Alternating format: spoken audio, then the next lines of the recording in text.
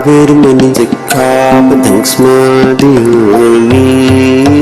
पानातिपाता वीरमणि सिक्खापदं स्मरामि। धम्मपद की कथा 113 में आती है, जो सहस्वग्गो में है 113 में पटाचारा।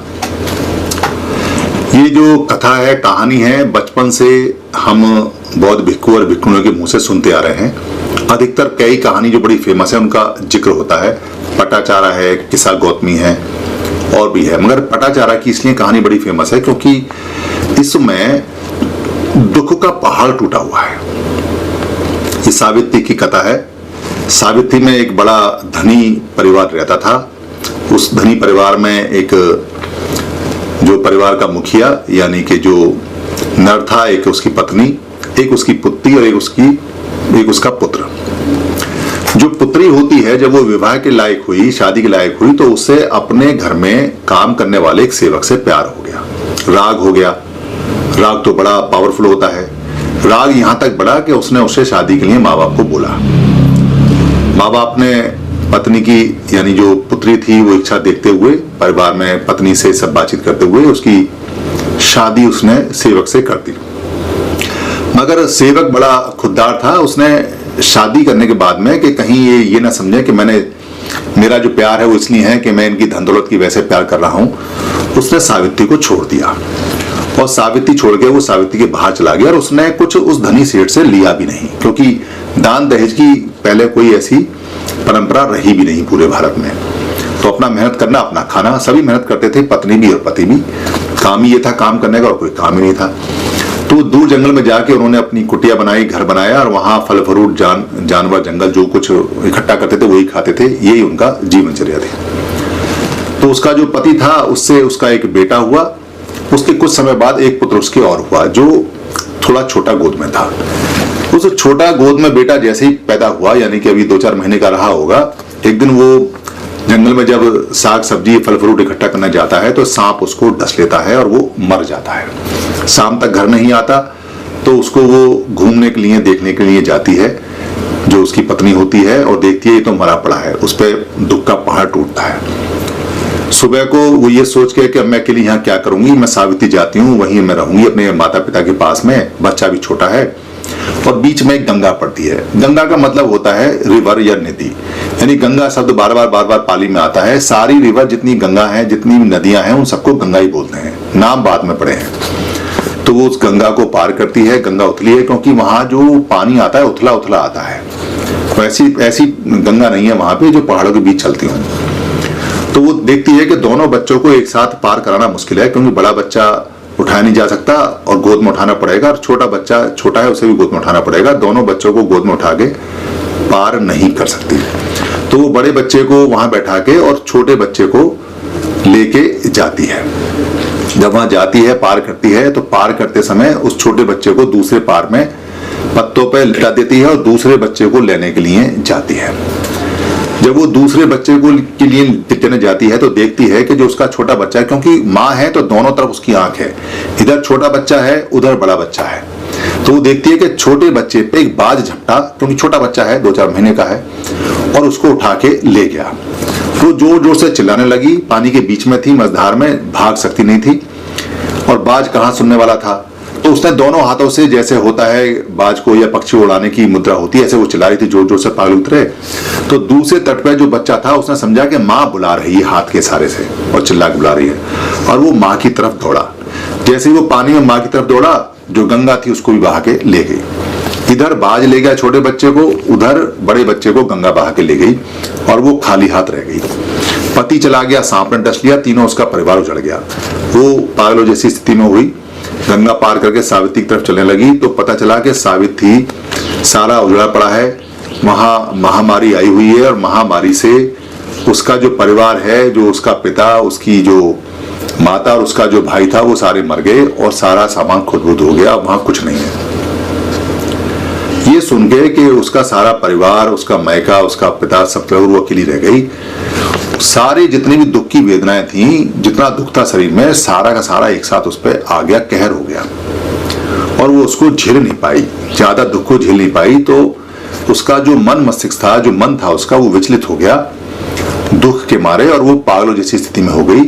वो दर दर घूमती रही जब तक कपड़े रहे तन पे, जब तक कपड़े रहे, और जब वो फट गए तो फट गए। उसे यही होश नहीं रहा कि उसके कपड़े हैं या नहीं है। बाल उसके बिखरे हुए, और वो गांव गांव जाती, कहीं कोई फल मिल गया खा लिया, कहीं कोई पानी मिला पी लिया, और बच्चे उस पर ईंट और पत्थर मारा करते थे। बावली बावली पागल पागल कहकर उसके पीछे दौड़ा करते थे। ऐसे ही सावित्री में दौड़ते दौड़ते वो एक बार भगवान के बिहार के जैतवन के आसपास पहुंची, और वहां उसने देखा कि बड़ी शांति है बिहार में। वो थोड़ा झांक के उसने देखा बहुत सारे लोग बैठे हैं मगर शांति है। उस शांति की तरंगों से, उस जो सुरक्षा की तरंगें थी, जो सुरक्षा का वहां माहौल था कि इतने सारे आदमी बैठे हुए हैं, बिल्कुल शांत बैठे हुए हैं, एक अजीब सा शांति प्रिय वातावरण है, उसको थोड़ी शांति मिली। वो वहां जाके बैठी। बुद्ध की जो देशना थी वो चल रही थी, वहां पे बातें चल रही थी। उन बातों को वो थोड़ा सुना।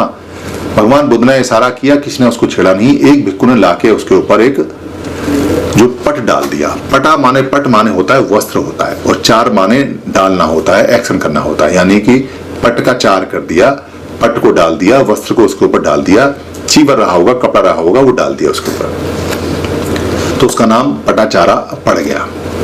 बात सुनी, ध्यान में आई तो थोड़ी सी उसका जो मन हल्का हुआ। फिर उसे पूरा होश आया कि उसके पास तो वो कपड़े नहीं है। वो बड़ी सच्चाई, कपड़े को लपेटा उसने, भगवान के चरणों में जाके पड़ी। भगवान ने उसकी स्थिति को, मन की स्थिति को समझा। मन की स्थिति को समझने के बाद में फिर देशना हुई। देशना में भगवान बुद्ध ने कहा कि उसका नाम अब पटाचारा पड़ गया था। पटाचारा, दुनिया में कोई किसी के साथ नहीं जाता, कोई किसी का दुख में साथी नहीं है। हर एक व्यक्ति को अकेले ही जाना होता है। आज तक ऐसा नहीं हुआ कि अगर पुत्र मरता हो तो उसकी जगह माँ ये कह दे कि मैं मर जाऊं, मेरे पुत्र को जीवित हो। या आज तक ऐसा नहीं हुआ कि कोई ये कहे कि अगर ये मर रहा है तो मैं भी साथ इसके साथ मर के इसको बचाने के लिए जाऊंगी। जो व्यक्ति आता है, ये रिश्ते नाते सब यहीं तक के हैं। जाना भी अकेला है, आना भी अकेला है। तू जरा होश करके देख, तू कितनी बार रोई है। ये पहली बार नहीं रोई है, हर भव में, हर जन्म में, हर चक्र में तू रोई है। क्योंकि हर जन्म जो होता है वो दुख से शुरुआत होता है। व्याधि है, दुख है, जरा है, जन्म है यानी कि जात है, यानी कि जन्म लेना भी दुख है, जो बुढ़ापा है वो भी दुख है, जो मरण है वो भी दुख है, और जो जरा है, जो मृत्यु है वो भी दुख है। तो ये सब दुख ही दुख है, और तू कब से दुख को ढो रही है, जरा होश कर, इन दुखों से मुक्त हो, इन दुखों से मुक्ति पा। ऐसा उसको देशना देके धीरे धीरे उसको होश आता है। होश आने के बाद में फिर वो भिक्खुनी संघ में शामिल होती है, पवज्जा में आती है। उसे समझ में आता है कि जीवन में जो पैदा होता है उसे जाना ही होता है। कभी कभी बहुत सारे लोग एक साथ मर जाते हैं, कभी कभी एक एक करके अपनी नेचुरल डेथ में, मौत में जाते हैं। इस सब के रीजन है, इस सब के कारण है, ये सब हेतुवाद में आता है। डिपेंडेंट ओरिजिनेशन है, कॉज एंड इफेक्ट है। हर डेथ का और हर जन्म का एक कारण है। उस कारण का एक तरीका जो भगवान बुद्ध ने बताया है, वो बताते हैं कि देख कैसे ये काम करता है। उसको पटिच्चे समुपपाद पढ़ाते हैं, दिखाते हैं, समझाते हैं, जीवन दिखाते हैं। जीवन का दर्शन होता है, उसकी आंखें खुलती हैं, उसे चक्षु मिलते हैं, और वहां वो भिक्खुनी होकर अपने जीवन को काटती है। और उसके बाद वो पूरा जीवन लोगों की सेवा में और लोगों को धम्म सिखाने में लगाती है। ये जो पटाचारा की कहानी है, कहानी कोई भी आपको बदल के सुना सकता है, क्योंकि कहानी शब्द बिल्कुल वर्ड याद नहीं रहती, मगर इसका जो सार है वो यही है। तब भगवान बुद्ध ये गाथा कहते हैं, जो गाथा नंबर 113 है, 113। यो च वस सतंग जीवे अपसंग उदय व्यं एकाहंग जीवितं सेयो पस्सतो उदय व्यं। यो चे वत्स सतंग जीवे, यानी कि यो चे माने जो, चे माने और जो कोई अगर पूरे 100 वर्ष तक जीवे, कैसे जीवे? अपसंग उदय व्यंग। अपसंग माने, पस माने होता है देखना, पसना माने होता है विपसना, जो शब्द बना है विपसना माने तो होता है गहरता से देखना, पसना माने देखना, और अपसंग माने बिना देखे को, यानी कि जो देखता नहीं है। किसको? उदय व्यंग। उदय व्यंग यानी उदय और व्यय को, यानी कि जो दुख, जो पाप उदय हो रहा है, आ रहा है, और जो हमारी जो पुण्य है वो व्यय हो रहा है, खर्च हो रहा है, या जो पुण्य आ रहा है और जो पाप जा रहा है, यानी कि जो पाप को और पुण्य को आता जाता नहीं देखता है, उसका 100 साल तक भी जीना बेकार है। किसके मुकाबले? यदि कोई सिर्फ एक बार ऐसा जी ले कैसा जी ले? पश्चतो उदय व्यंग, यानी पश्चतो यानी देखने वाला, उदय व्यंग यानी पाप को और पुण्य को आते जाते देखने वाला। अगर एक बार इसको देख ले तो उसका जीवन ज्यादा श्रेष्ठ है, बशर्ते इसके कि जो कोई 100 साल तक जिए और पाप को और पुण्य को आता जाता ना देखे। ये जो उदय व्यंग शब्द है, इसमें उदय और व्यय होना ये बड़ा गंभीर शब्द है। इसको साधारण तरीके से तो हम ये कह सकते हैं कि पाप का आना पुण्य का आना, पाप का जाना पुण्य का जाना, देखना हो, देखें कि भाई कितना पाप हमने किया, कितना देखें। मगर देखे कैसे आदमी, देखे कैसे? क्योंकि देखना अगर आता नहीं है तो वो देख नहीं पाएगा, और देखने का रास्ता तो प्रैक्टिस में है, देखना का रास्ता तो विपස්සना में है। क्या उदय होता है और क्या व्यय होता है, कैसे ये आता है कैसे जाता है, इसको आप ठीक ऐसे समझ सकते हैं कि आप कहीं किसी के यहाँ गए और आपने के मन में लालच आया कि इसका मोबाइल बहुत अच्छा है और इसका मोबाइल चोरी कर लिया जाए, या इसका ये पेन बहुत अच्छा है, पेन चोरी कर लिया जाए, या इसका ये की रिंग बहुत अच्छा है, चाबी का छल्ला बहुत अच्छा है, ये चोरी कर लिया जाए। जैसे ही ये पाप मन में आता है वैसे ही आपके शरीर में कुछ कुछ होने लगता है। हाथ कांपेंगे, आवाज बदल जाएगी, दिल की धड़कन तेज हो जाएगी, आंखें लुप लुप झप झप करेंगी। अब ध्यान चोरी में है, बातों में ध्यान नहीं है, कहीं कुछ और चित्त में चल रहा है, मन में चल रहा है।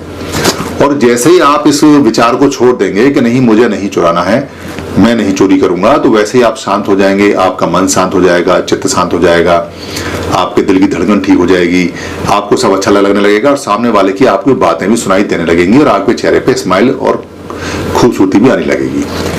यानी कि ये जो देखा आपने कि चोरी करते ही कितना बदलाव हो गया और चोरी का विचार छोड़ते ही कितना बदलाव हो गया, इसको देखना बोलते हैं। ये देखना छोटी छोटी घटना है जो जीवन में देखते हैं, मगर अगर इसको संपूर्ण रूप से पूरा देखना हो तो विपස්සना साधना करनी चाहिए, जो एस.एन. गोयनका जी सिखाते हैं। एस.एन. गोयनका जी तो अब नहीं है, मगर वो प्रैक्टिस भगवान बुद्ध की है जो बर्मा के थ्रू यहाँ आई है, वो करें, वो बिल्कुल शुद्ध है। धन्यवाद।